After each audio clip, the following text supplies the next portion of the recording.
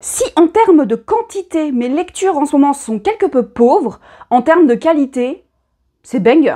Je ne peux demander mieux. J'ai enfin pu terminer la série Les Liens du Sang. Il me manquait 2 tomes et j'ai enfin pu les terminer.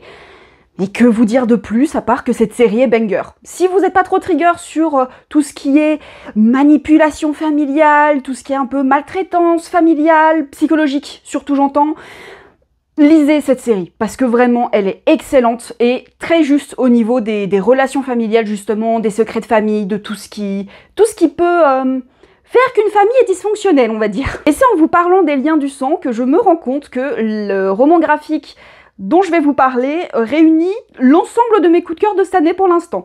Hormis Les Indignes qui parlaient plus de groupes sectaires, post-apocalyptiques, qui ne parlent pas de liens de sang, de liens de familiaux, on va dire. Mes 2 autres coups de cœur, c'est-à-dire Les Liens du sang et La Nuit ravagée, parlent soit de liens familiaux, soit d'une résidence, d'un lieu pavillonnaire, on va dire, où il y a des choses qui se passent, des choses étranges, des choses un peu paranormales. Le roman graphique que je vais vous présenter réunit exactement ces 2 lectures-là. Il s'agit de Downlands de Norm Connew. Dans ce roman graphique quelque peu imposant, nous allons suivre 2 jumeaux, James et Jen, qui vivent dans une petite ville de l'Angleterre en 1996. Et on peut dire que l'histoire commence immédiatement puisque, eh bien, Jen va mourir d'une rupture d'anévrisme à 14 ans, et ce qui va le plus perturber son frère, c'est que elle lui a parlé qu'elle a vu un chien noir qui l'aurait traversé. Voilà, un grand molosse, vraiment typiquement le chien, tu le croises dans la rue, t'as peur tout de suite. Et le lendemain, enfin dans la nuit qui suit cette rencontre, elle meurt. Ça va quelque peu le questionner, surtout quand son grand-oncle va lui aussi mourir quelques semaines après Jen, et qu'il ait, lui aussi, rencontré un chien noir juste la veille de sa mort. James va donc se poser des questions et tomber sur un livre qui va raconter les contes et légendes de son village, qui est lié également... C'est un livre régional d'auteurs qui vivent dans la région.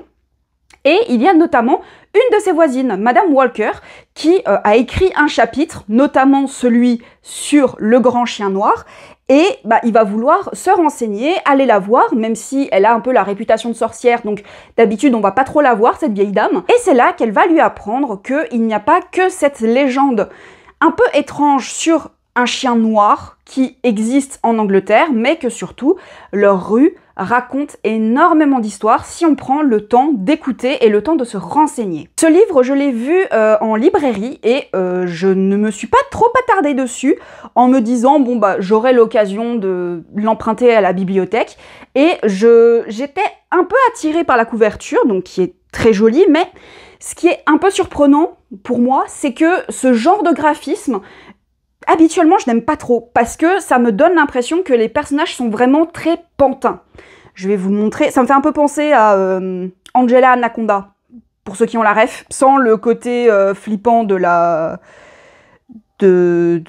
réalisme du visage, mais vous voyez un peu le côté vraiment très cartoon, très carton. Je vais vous présenter les jumeaux, par exemple. Donc ce genre d'illustration, je n'aime pas énormément, mais comme vous pouvez le constater, l'auteur a réussi à m'attraper avec la palette de couleurs qui est absolument sublime. Voilà, qui sont très différentes au niveau de l'ambiance. Et en fait, c'est ça, à chaque fois, on va nous plonger dans une des légendes de cette rue et on va plonger systématiquement dans une ambiance qui est totalement différente de l'histoire de James et de sa voisine. Voilà, typiquement avec des teintes beaucoup plus sépia pour une époque un peu plus victorienne. Voilà, c'est vraiment très bien fait. Je vais vous montrer l'ambiance que je préfère. C'est celle-ci. Voilà, justement très années 70, mais c'est vraiment sublime, quoi. Et j'aime aussi énormément les débuts de chapitres, par exemple ici, où on a une petite anecdote de la rue, sur un couple, sur une famille qui a disparu, sur voilà, une des histoires de la rue, et on va découvrir souvent cette histoire à travers les yeux de ceux qui l'ont vécue. Il y a aussi, hop là, ces passages-là dans le livre Enfin bref, c'est très riche, c'est très dense en termes d'ambiance, en termes de colorimétrie. Normalement, j'ai fait en sorte de ne pas vous spoiler. Donc, j'ai pris des pages où il n'y avait pas grand-chose en termes d'intrigue. C'est déjà un exploit que l'auteur ait réussi à m'agripper avec un style pareil. Mais c'est surtout évidemment le fond qui m'a marqué et c'est typiquement ce genre d'histoire que j'adore qu'on me raconte et que j'adore découvrir. Parce que ce livre va nous raconter l'histoire d'une rue à travers plusieurs époques. On va remonter, comme je le disais, jusqu'à l'époque victorienne à peu près et il va y avoir plusieurs événements qui vont rythmer la vie de cette rue. Par exemple, une famille qui va se volatiliser d'un seul coup sans laisser de traces. Une maison qui brûle ou une autre où les propriétaires ne font que s'enchaîner sans jamais rester très longtemps dans cette même maison. Bizarre. Ou encore, on a cette écrivaine qui a écrit son best-seller dans une des maisons de la rue et qui y a vécu un phénomène paranormal qui lui a inspiré ce best-seller. Donc autant on a des événements très paranormaux, très fantomatiques, autant il y a d'autres événements qui sont un peu plus reliés à la réalité, on va dire, et c'est ça qui fait la richesse de cet univers et qui m'a fait me plonger dedans. Et à la fin, l'auteur nous dévoile toutes ses inspirations, ou en tout cas la grande partie de ses inspirations. L'auteur est canadien, il est professionnel de l'animation chez Cartoon Network, chez Nickelodeon ou chez DreamWorks notamment.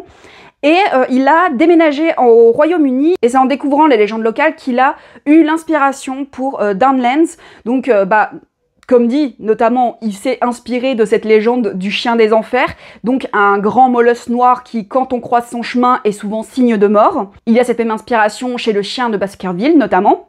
Et autant il va s'inspirer de légendes très locales du Royaume-Uni, autant il peut également s'inspirer de légendes fantomatiques un peu plus générales, un peu plus internationales, on va dire, notamment l'autostoppeuse fantôme.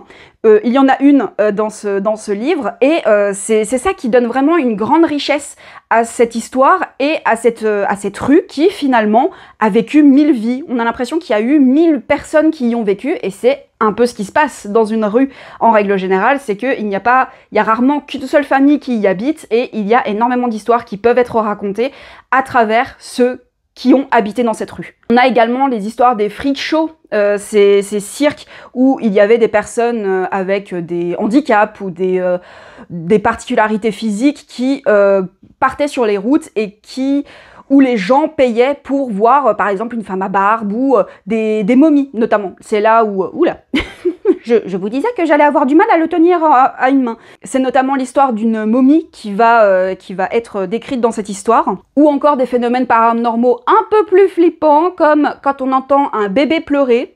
Je n'ai jamais entendu parler d'une histoire pareille, mais j'ai absolument pas envie de la vivre. Ce roman graphique parle également du chemin de deuil, puisque la famille de James va évidemment être beaucoup impactée par la mort de Jen, et ils vont chacun avoir une stratégie pour essayer de surmonter ce deuil, qui va passer malheureusement par le manque de communication et qui va les couper les uns des autres pendant un long moment dans le récit.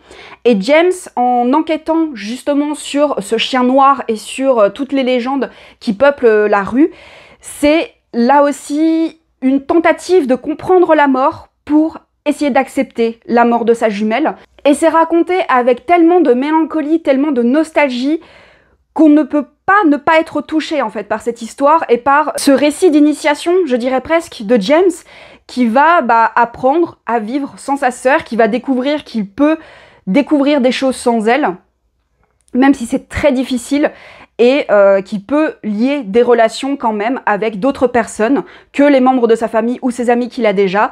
Je pense notamment à Madame Walker. Madame Walker est un personnage qui m'a aussi beaucoup touchée, puisque son surnom de sorcière, malheureusement, ne vient pas de nulle part, et je vous laisse découvrir en quoi il ne vient pas de nulle part, ce surnom. Et moi qui pensais le lire en plusieurs sessions, au final, je l'ai lu d'une traite, parce que je ne pouvais tout simplement pas le lâcher, et c'est absolument touchant, c'est émouvant.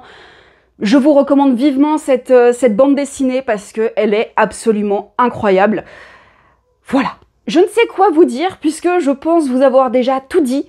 Et en même temps, je ne veux absolument rien vous spoiler. Donc, découvrez cette histoire. Je vous promets que vous n'en sortirez pas indemne et que cette histoire a des chances de vous marquer et de vous toucher pour longtemps. Une vidéo bien plus courte que d'habitude, mais écoutez, je pense que parfois, je vais me permettre de faire des vidéos seulement sur un seul livre ou sur une seule thématique pour vraiment mettre ce livre, cette thématique en avant et vous montrer tout simplement à quel point ça m'a touché. J'espère que cette vidéo vous aura plu. N'hésitez pas à partager, commenter et à me dire en commentaire si vous avez d'autres idées de romans ou de BD qui soient sur ce thème de la grande histoire au sein de la petite histoire ou inversement des histoires de famille, des histoires d'une ville, des histoires globales racontées par des petites gens. J'adore ce genre de thématique, donc si vous avez quelques idées, n'hésitez surtout pas à les mettre en commentaire. La palle, comme je l'ai déjà dit, n'est jamais assez remplie. Et je vous dis à très vite pour une prochaine vidéo.